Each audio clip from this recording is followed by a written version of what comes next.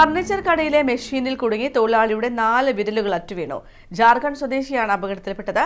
അറ്റുപോയ വിരലുകൾ തുന്നിച്ചേർത്തുകൊണ്ട് അതിസാഹസികമായ ശസ്ത്രക്രിയ വിജയകരമായി പൂർത്തിയാക്കി കണ്ണൂർ ആസ്റ്റമിംസ് പ്ലാസ്റ്റിക് സർജറിയിൽ മറ്റൊരു നേട്ടം കൂടി കൈവരിച്ചു.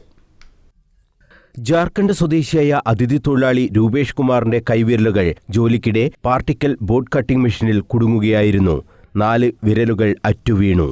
ഉടൻ തന്നെ രൂപേഷ് കുമാറിനെ അടുത്തുള്ള ആശുപത്രിയിൽ എത്തിച്ചു.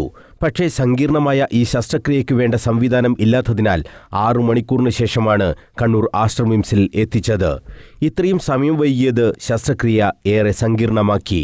രോഗി എത്തിയ ഉടൻ പ്ലാസ്റ്റിക് സർജറി വിഭാഗം എല്ലാ ഒരുക്കങ്ങളും നടത്തി. പ്ലാസ്റ്റിക് സർജറി വിഭാഗം മേധാവി മധു ചന്ദ്രയുടെ നേതൃത്വത്തിലായിരുന്നു ശസ്ത്രക്രിയ. എല്ലുപോലും നഷ്ടപ്പെട്ട നിലയിലായിരുന്നു കൈവിരലുകൾ എന്ന് doctor Madhu Chandra. Would cutter മെഷീനിൽ വർക്ക് ചെയ്യുമ്പോൾ 4 വിരൽ ഫുള്ളായിട്ട് ആംപുട്ടേറ്റ് ആയി. ഇത് 2 മണിക്ക് സംഭവിച്ചതാണെന്ന്. പിന്നെ ഇവിടെ വന്നപ്പോൾ ഒരു രാത്രി 8 മണിക്കാണ് വന്നത്. ഇവിടെ ഇമീഡിയറ്റ് ആയിട്ട് ഓപ്പറേഷനിൽ എടുത്ത ശേഷം പിന്നെ നമുക്ക് കണ്ടത് എല്ലാം നല്ല ക്രഷ് ആയിട്ടുണ്ട്. എല്ലാ വിരലും ഫുള്ളായിട്ട് ക്രഷ് ആയിട്ടുണ്ട്. ബോണെല്ലാം കുറച്ച് ലോസ് ആയിട്ടുണ്ട്. സോ എല്ലാ വിരലും ഓരോ വിരലും നമുക്ക് മൈക്രോസ്കോപ്പിൽ കണ്ടിട്ട് എല്ലാ വിരലിൻ്റെ രക്തക്കുഴായി, പിന്നെ ടെൻഡോൺസ്, പിന്നെ നെർവ്സ്, പിന്നെ ബോൺ അതെല്ലാം ഫിക്സ് ചെയ്തിട്ട് എല്ലാം ചെയ്തു. പിന്നെ അത് ഓപ്പറേഷൻ കഴിഞ്ഞിട്ട് നമുക്ക് എല്ലാം ICUയിൽ ഒബ്സർവേഷൻ ചെയ്തു. എല്ലാം ചെയ്തിട്ട് ഇപ്പോൾ വിരലെല്ലാം ഓക്കെയാണ്. ഇങ്ങനെ അപകടം സംഭവിച്ചാൽ എങ്ങനെ ആ അറ്റുപോയ ഭാഗം ആശുപത്രിയിൽ എത്തിക്കുന്നു എന്നതും പ്രധാനമാണെന്ന് ശസ്ത്രക്രിയയുടെ ഭാഗമായ ഡോക്ടർ നിപുൻ പറഞ്ഞു.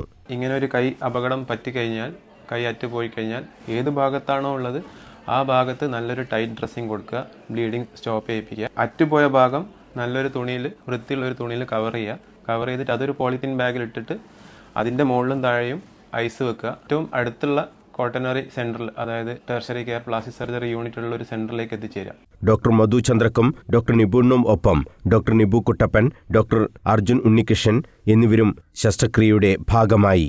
അതീവ സങ്കീർണമായ മൈക്രോവാസ്കുലാർ ശസ്ത്രക്രിയാ രീതിയിലൂടെയാണ് രൂപേഷ് കുമാറിന്റെ കൈവിരലുകൾ തുന്നിച്ചേർത്തത്.